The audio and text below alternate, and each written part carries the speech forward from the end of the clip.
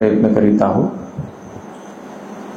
ज्यामध्ये आपण जाणून घेण्याचा प्रयत्न केला दुःख, दुःख समुदय, दुःख निरोध, दुःख निरोधाकडे नेणारा मार्ग, दुःख निरोधगामिनी प्रतिपदा.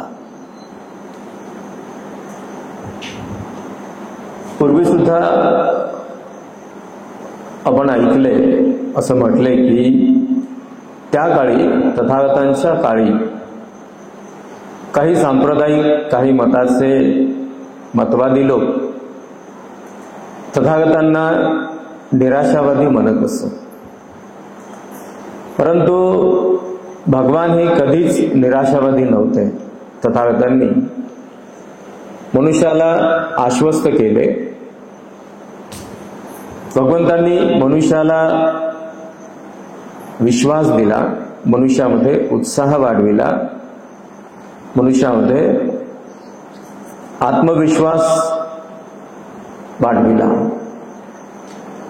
हे दुःख आहे केवळ एवढेच सांगून भगवान माणसाला निराशावादी बनवित नाही. माणसामध्ये उत्साह निर्माण करतात की जर हे दुःख आहे आणि हे सत्य आहे तर त्याची कारणे सुद्धा जाणली पाहिजे. जर हे दुःख आहे आणि हे सत्य आहे तर त्याची कारणे सुद्धा सत्य आहेत. जर हे दुःख आहे, हे सत्य आहे, त्याची कारणे आहेत आणि हे सत्य आहे, तर त्या दुःखाचा निरोध आहे हे सुद्धा सत्य आहे आणि हे सुद्धा जाणले पाहिजे. जर दुःख हे सत्य आहे, दुःखाची कारणे ही सत्य आहेत, दुःखाचा निरोध हे सत्य आहे, तर या दुःखाला निरुद्ध करणारा मार्ग आहे आणि हे सुद्धा सत्य आहे. आणि म्हणून पूर्वी म्हटल्याप्रमाणे भगवंतांनी माणसाला विश्वास दिला, आश्वस्त केले की दुःख जरी आहे तरी त्या दुःख निरोधाचा मार्ग आहे, दुःख निवारणाचा मार्ग आहे. आणि हे आपण जाणून घेण्याचा प्रयत्न केला. पूर्वी सुद्धा आपणाला सांगितले गेले की हे जे उपदेश आपण ऐकतो, हे उपदेश ऐकणारे केवळ आपणाला ते परिपूर्ण कळणार नाही, पण उपदेश ऐकणे हे तेवढेच महत्त्वपूर्ण आहे. कारण ऐकल्याशिवाय आपल्यामध्ये उत्साह निर्माण होणार नाही, ऐकल्याशिवाय आपल्यामध्ये प्रेरणा निर्माण होणार नाही, ऐकल्याशिवाय हे सत्य आहे असे जाणून घेण्याची जिज्ञासा आपल्यामध्ये निर्माण होणार नाही, आणि ऐकल्याशिवाय त्या मार्गाचे अनुसरण करण्याची जिज्ञासा, प्रेरणा आपल्यामध्ये उत्पन्न होणार नाही. आणि जर असे झाले नाही तर आपणाला अनुभव करता येणार नाही. त्यामुळे प्रथम दर्शनी ऐकणे हे तेवढेच महत्त्वपूर्ण आहे. परंतु केवळ ऐकणे एवढेच परिपूर्ण नाही. ऐकण्याने आपणाला प्रेरणा मिळेल, आपल्यामध्ये उत्साह होईल.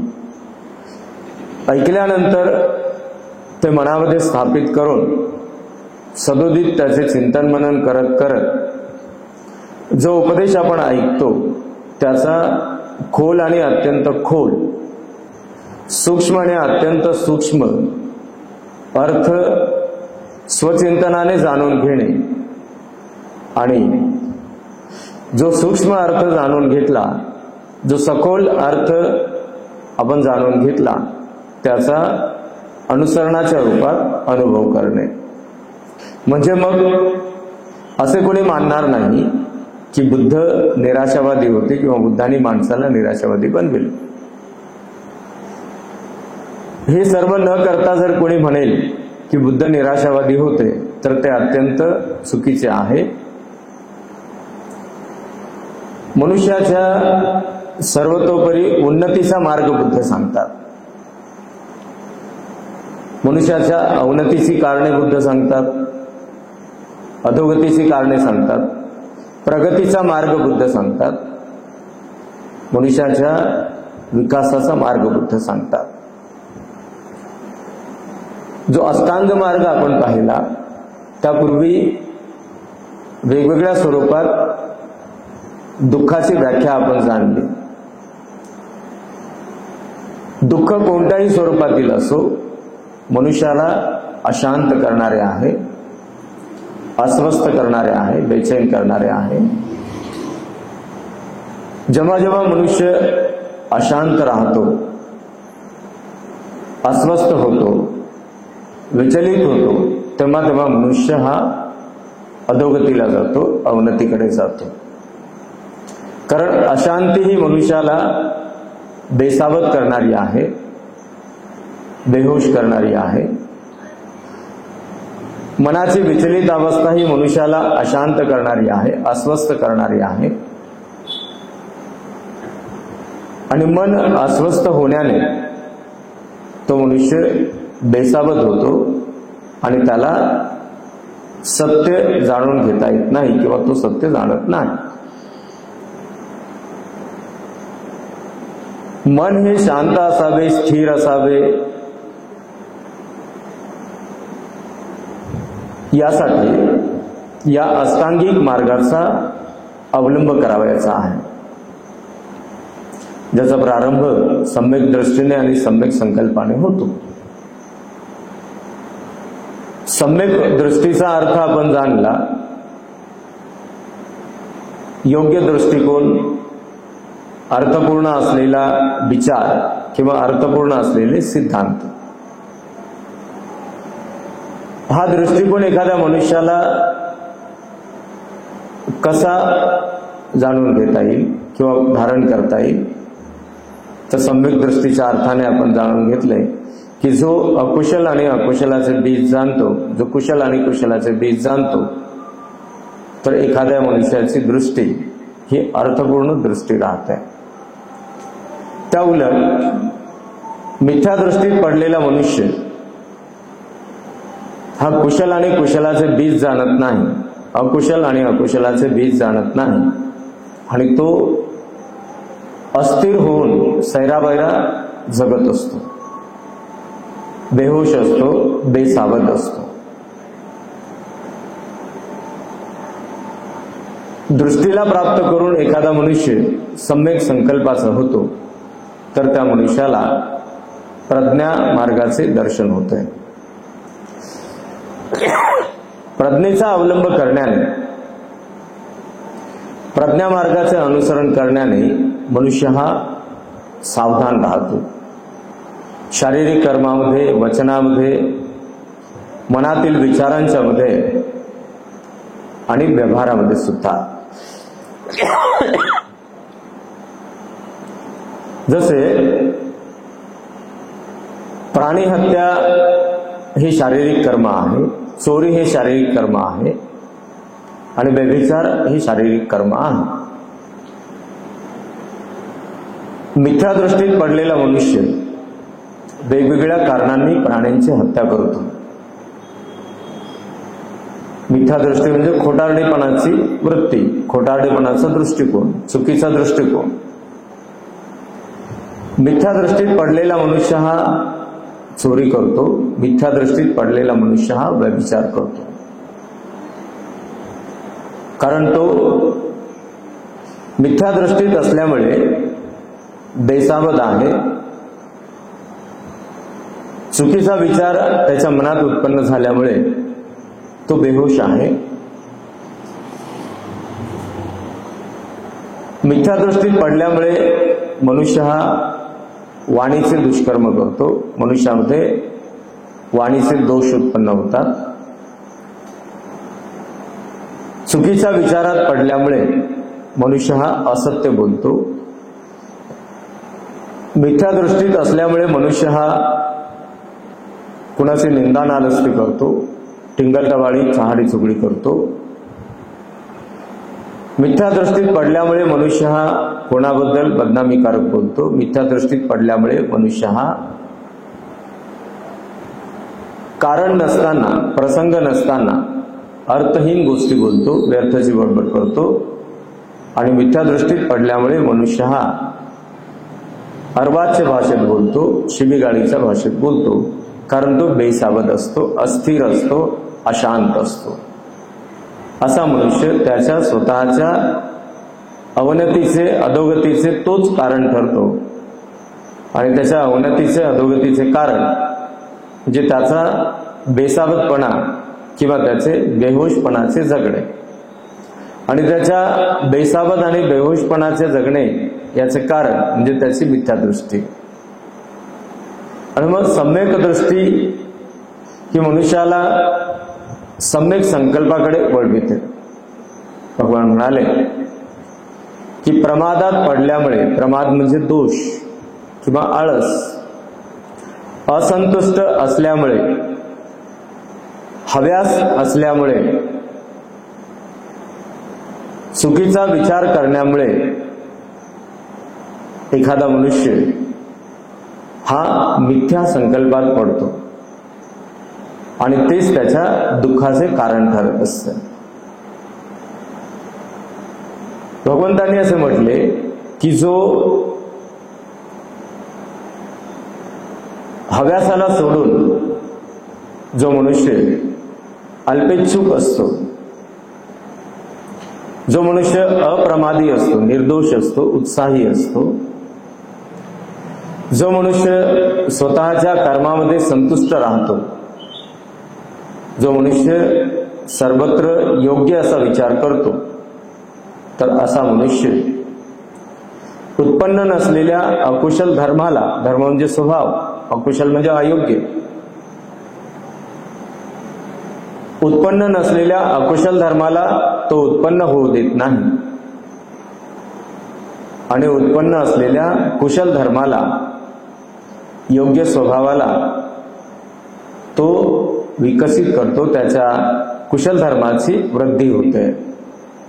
म्हणजे तो मनुष्य अल्पेच्छुक आहे, आपल्या कर्मामध्ये, आपल्या आचरणात, आपल्या विचारात, आपल्या व्यवहारात, आपल्या वचनात संतुष्ट आहे आणि त्यामुळे तो जागरूक आहे, सावधान आहे. बोलत असताना सावधानतापूर्वक बोलतो की माझे हे वचन असत्य वचन होऊ नये. बोलत असताना सावधानतापूर्वक बोलतो की माझे हे वचन कोणाचे निंदा नालस्ते, कोणाची चहाडी चुकली अथवा टिंगलटवाळी होऊ नये.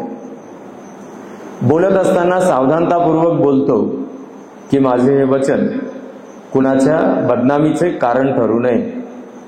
बोलत असताना सावधानतापूर्वक बोलतो की माझे हे वचन कारणासहित अर्थपूर्ण आहे. बोलत असताना सावधानतापूर्वक बोलतो की मी जे काही बोलत आहे ते माझे भाष्य हे मीत भाष्य आहे, कठोर वचन नाही, अर्वाच्य शब्दातील बोललेले वचन नाही. तेव्हा तो सावधानतापूर्वक आपल्या वचनाचा स्वीकार करतो आणि त्यामुळे संतुष्ट राहतो.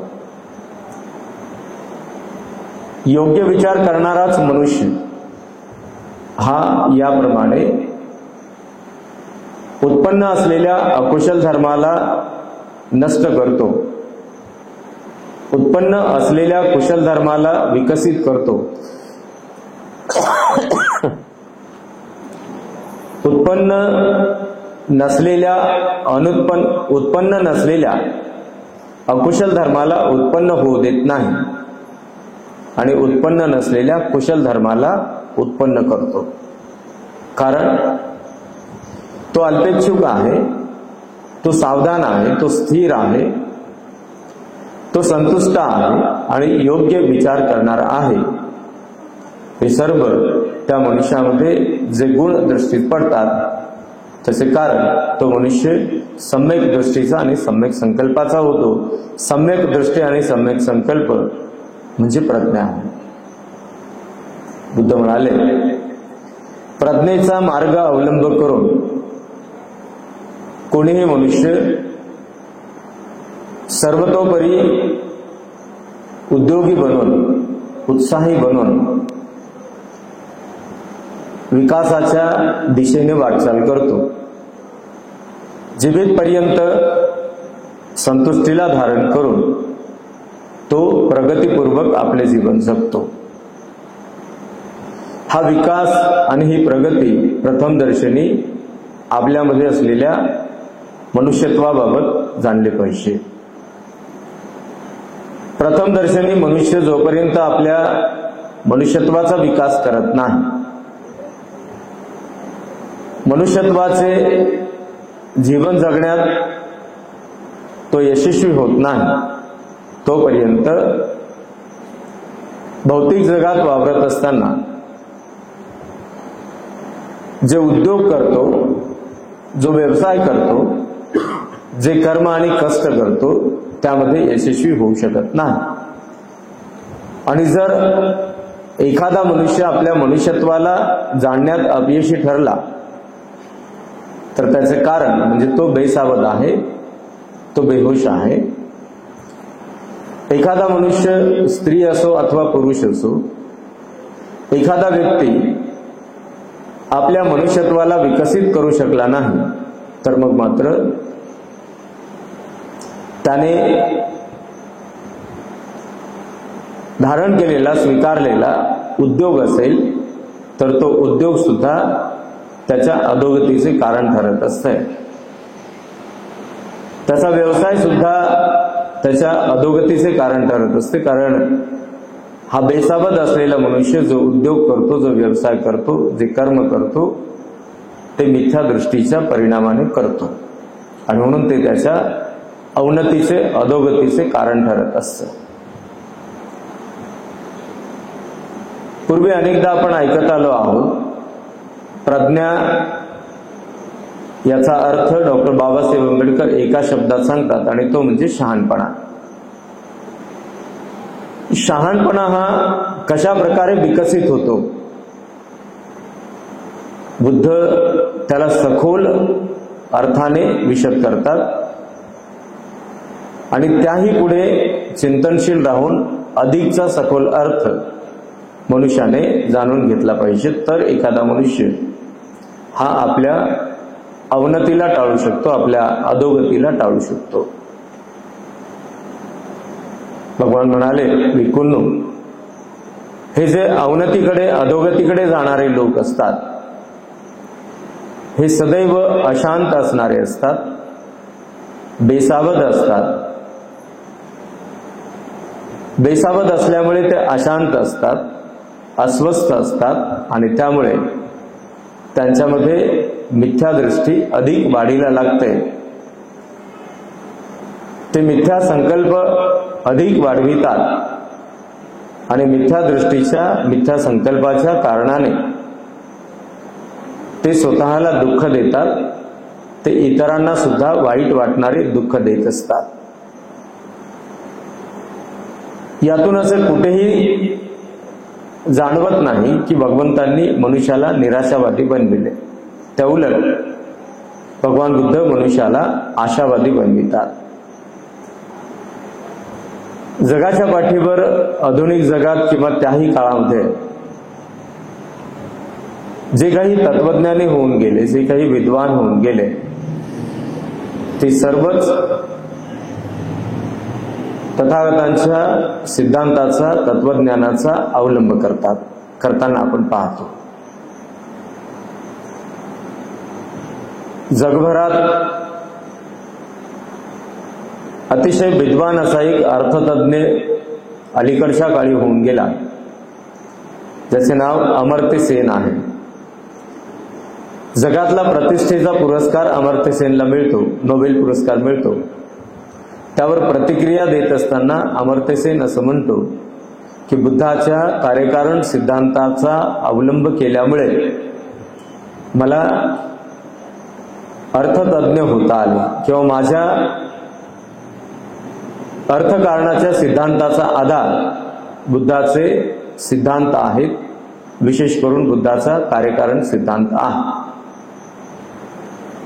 पुरातन काळात होऊन गेलेले अल्बर्ट आइन्स्टाईन सारखे तत्वज्ञानी जे जगप्रसिद्ध विद्वान ठरले आणि ते सुद्धा असे भाष्य करतात की बुद्धाच्या तत्वज्ञानाला जाणले नसते तर कदाचित मला हे अशक्य झाले असते.